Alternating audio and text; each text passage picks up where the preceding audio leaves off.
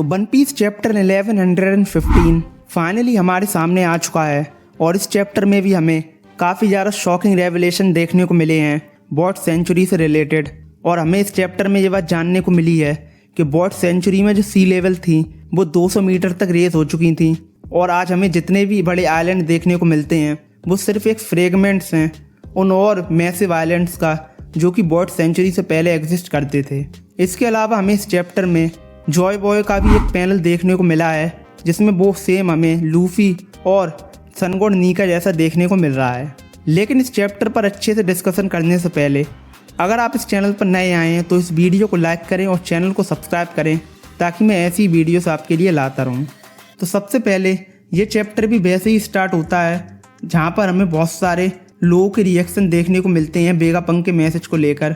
और जहाँ सबसे पहले हमें वानो किंगडम देखने को मिलता है और वहाँ पर हमें मोमोनोसुके, किनेमोन, ओतामा और शिनोबु वेगापंक के मैसेज को सुनते हुए देखने को मिलते हैं। और जहाँ पर मोमोनोसुके सबसे पहले ये बात कहता है सो जॉय बॉय भी एक पायरेट था लूफी की तरह,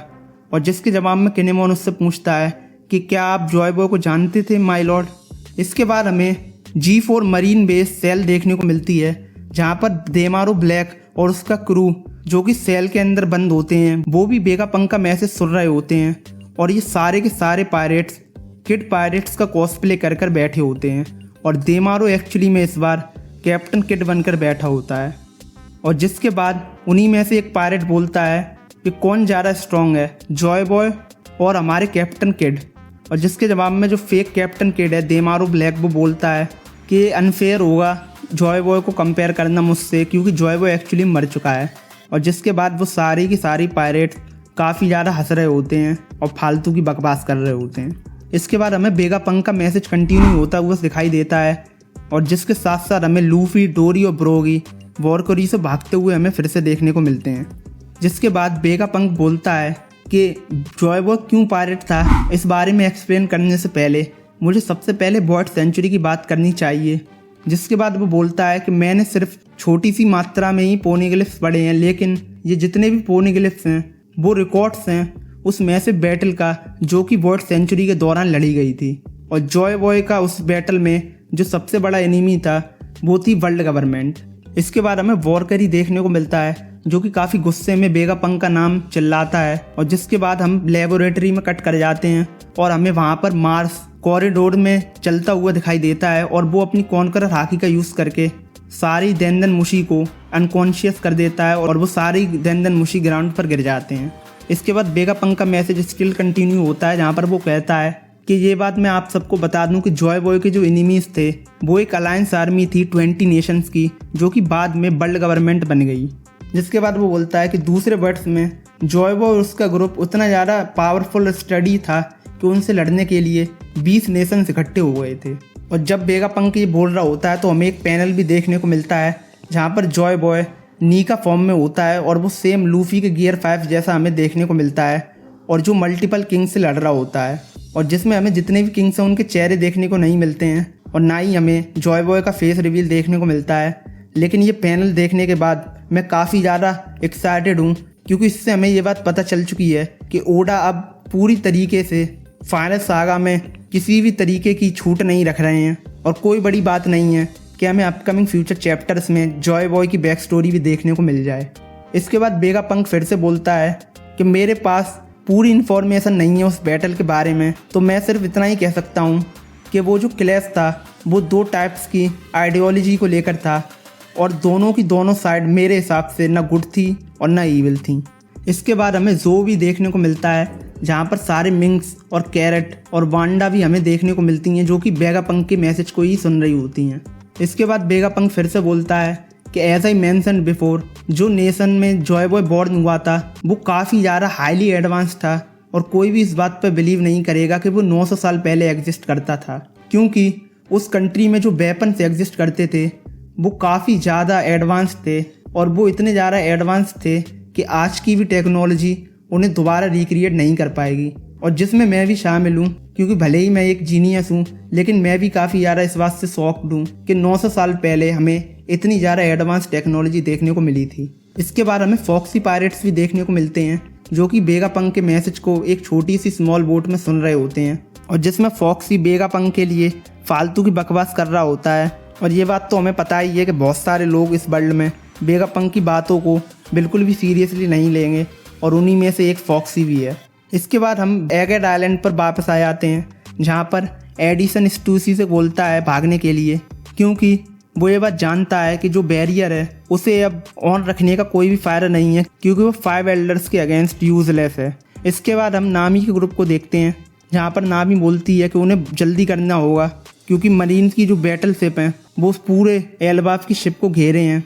और वो लोग अगर जल्दी से उन शिप्स पर नहीं पहुँचे तो वो यहाँ से नहीं निकल पाएंगे। इसके बाद हमें फाइनली इस चैप्टर में जोरो और जिम्बे भी देखने को मिलते हैं, जिसमें जिम्बे जोरो को अपने कंधे के ऊपर रखकर भाग रहा होता है। इसके बाद हमें स्टूसी देखने को मिलती है, जहाँ पर वो काकू से काफ़ी सैड होकर बात कर रही होती है, और जहाँ पर वो बोलती है कि अब मुझे नहीं पता कि मैं अब क्या करूँ, क्योंकि स्टेला तो अब नहीं रहे और मैं अपना पर्पस भूल चुकी हूँ इस लाइफ में कि अब मैं क्या करूँगी। इसके बाद हमें नसजूरो काफ़ी ज़्यादा अटैक करते हुए देखने को मिलता है, जिसमें सबसे पहले वो बोनी और जायंट्स पर अटैक करता है, लेकिन बोनी को फ्रैंकी बचा लेता है ताकि वो नसजूरो के अटैक को ना ले पाए। इसके बाद नसजूरो अपनी तलवार का यूज़ करके एल्बाफ की शिप के फिगर 8 को उड़ा देता है, और वो गुस्से में बोलता है कि वेगापंक तुम बहुत ज़्यादा बोल चुके। और फिर वो आगे बोलता है कि यहाँ पर तो बहुत सारी लाइफ फॉर्म है। इसके बाद नसजूरो हवा में उड़ता है, और फिर वो अपनी एपिक तलवार से पूरे के पूरे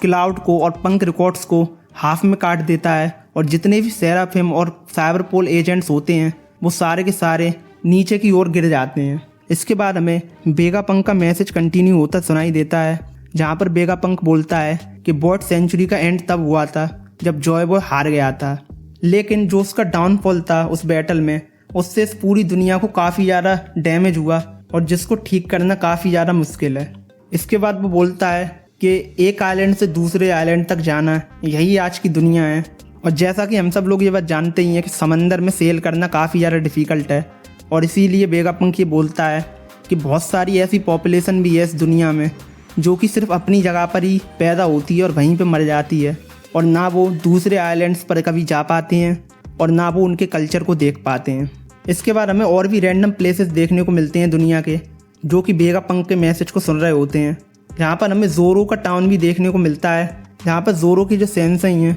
कोशिरो, वो वेगापंक के इस मैसेज को सुन रहे होते हैं किड्स को ट्रेन करते वक्त। इसके बाद वेगापंक बोलता है कि ये सारी चीज़ें आज के टाइम पर कॉमन सेंस हैं, लेकिन ये सारी की सारी चीज़ें अप्लाई नहीं करती हैं उस वर्ल्ड पर जो कि 1000 साल पहले एग्जिस्ट करता था।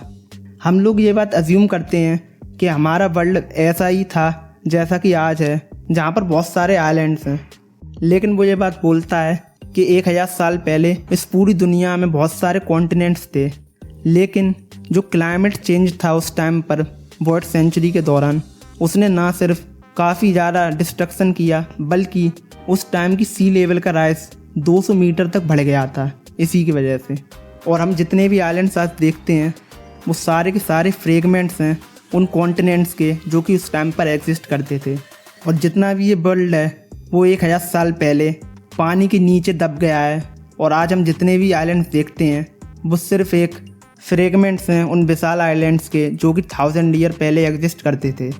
और जब हमें वेगापंक ये सारी बात बता रहा होता है तो हमें एक काफ़ी बड़ा पैनल भी देखने को मिलता है, जहाँ पर बहुत सारी ऐसी सिटीज़ हमें देखने को मिलती हैं जो कि पूरी तरह से पानी के अंदर डूब चुकी हैं और नष्ट हो चुकी हैं।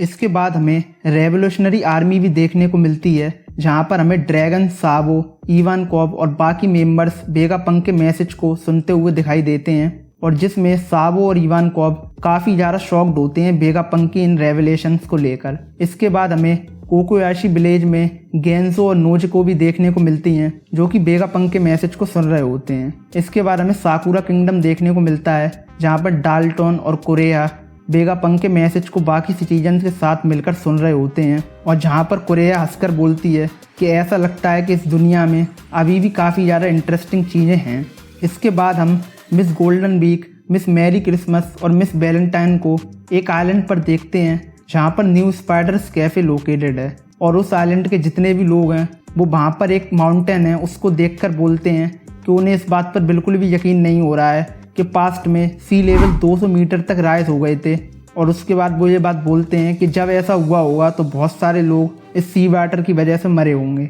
इसके बाद वेगापंक का मैसेज कंटिन्यू होता है, जहाँ पर वेगापंक बोलता है कि क्यों उस टाइम पर सी लेवल राइज हुए थे। एक इंसान सिर्फ ऐसे ही अज्यूम करने की कोशिश करेगा कि जितनी भी चीज़ें उस टाइम पर हुई थी वो नेचुरल डिज़ास्टर के कारण हुई होंगी, लेकिन जब मैंने रिसर्च की तो अब मैं पूरी तरीके से श्योर हूँ और मैं ये कह सकता हूँ कि जितनी भी चीज़ें उस टाइम पर हुई थी वो काफ़ी ज़्यादा इम्पॉसिबल है, क्योंकि 100 साल के अंदर अंदर ये सारी चीज़ें हैपन नहीं हो सकती। और मैं इस बात पर पूरी तरीके से श्योर हूँ कि जितनी भी सारी चीज़ें हुई थी उस टाइम पर वो एक्चुअली मैन मेड थी, और जो सी लेवल का राइज हुआ था वो किसी भी नेचुरल डिज़ास्टर के कारण नहीं हुआ था। इसके बाद हमें वर्ल्ड इकोनॉमी न्यूज़पेपर्स के हेडक्वार्टर्स में मॉर्गन्स देखने को मिलता है, जो कि काफ़ी तेज़ से अनबिलीवेबल बोलता है, और मॉर्गन को वेगापंक के वर्ड्स पर बिल्कुल भी यकीन नहीं हो रहा होता है। इसके बाद बीवी मॉर्गन के मुंह पर हाथ रखती है और उससे बोलती है कि शांति से वेगापंक का मैसेज सुनो।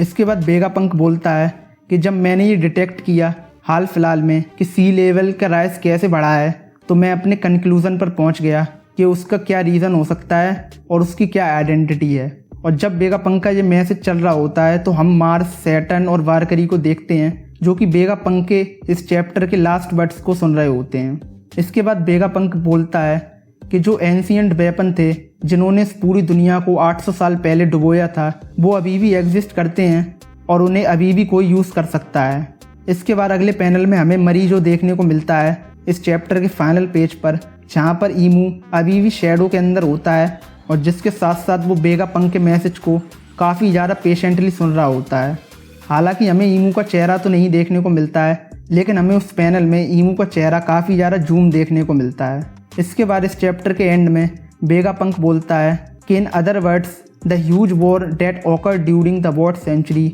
Has not yet ended.